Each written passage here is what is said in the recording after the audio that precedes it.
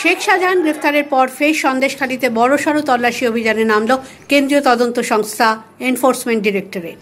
সন্দেশখালীর ধামাখালীর মাঝবাজার ঘিরে ফেলে কেন্দ্রীয় বাহিনী। রাস্তাঘাটে শুধুই পুলিশ আর আধা সামরিক বাহিনীর জওয়ানরা। সূত্রের খবর, শাহজাহানের টাকার উৎস জানতে তার 3 ঘনিষ্ঠ সহচরের বাড়িতে তল্লাশি অভিযানে নামে ইডির অফিসাররা। এদিন সকালে শেখ শাহজাহানের ঘনিষ্ঠ আইনুর মোল্লার বাড়িতে যান ইডির অফিসাররা। ভোর রাত থেকেই আইনুরের বাড়ি ঘিরছিল কেন্দ্রীয় বাহিনী।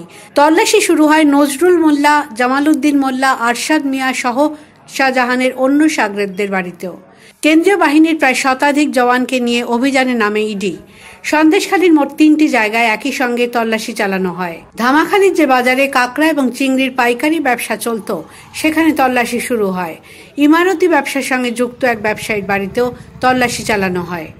সন্দেশখালীতে শাহজাহানের একাধিক মাছের ভেড়ি রয়েছে, সেখানে অন্য মাছের সঙ্গে চিংড়ি মাছেরও চাষ হতো।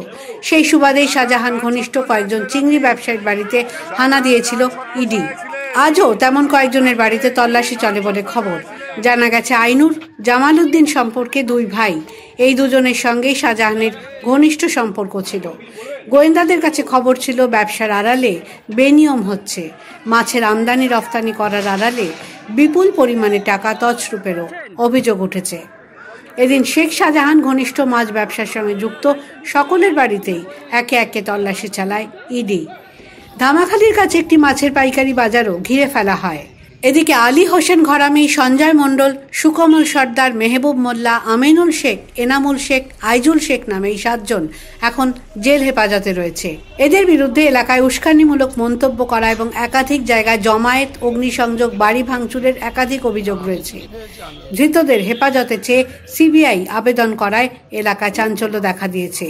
পরিবারের লোকেদের অভিযোগ, তাদের ফাঁসানো হয়েছে।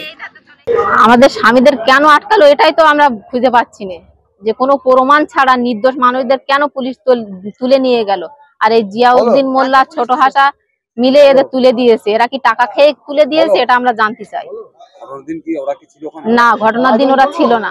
আমার স্বামী তার আগের থেকে 2 তারিখ, জানুয়ারি মাসের 2 তারিখ থেকে উনি হচ্ছে গিয়ে আহত ছিল, গুরুতর চোট লেগে উনি বাড়িতে ছিল, বাজারে গেছিল বাজার করতে অথবা ডাক্তার দেখাতে, ওখান থেকেই ওনার অ্যারেস্ট করেছে, তুলে নিয়ে গেছে। কোনো দোষী না, আমার স্বামী নির্দোষী। আমার স্বামী নির্দোষী। তাকে সে মিনাকার ভাটায় থাকে, কার্তিক মাসে ভাটায় ঢুকেছে। কার্তিক মাসে ভাটায় ঢুকলি সেক্ষেত্রে সপ্তাহে বাড়ি আসে। এসে সোমবার দিনকে বাড়ি আসতেছে, তাকে বিটবাড়ি লাভলি সেক্ষেত্রে তাকে ফলো করে তুলে দিয়েছে। এই 7 জন গ্রামবাসীকে এদিন বসিরহাট মহকুমা আদালত থেকে হেফাজতে নেওয়ার প্রক্রিয়া শুরু করে সিবিআই। The world bureau.